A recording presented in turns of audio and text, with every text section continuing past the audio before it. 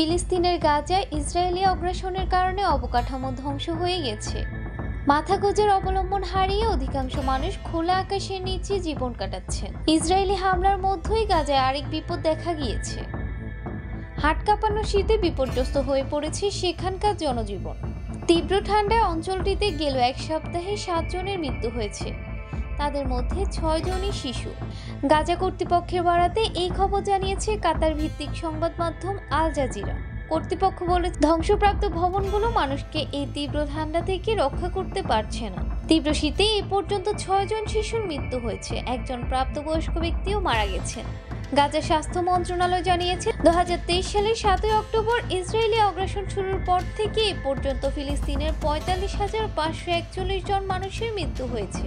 একই সঙ্গে আহত হয়েছেন 1,08,338 জন।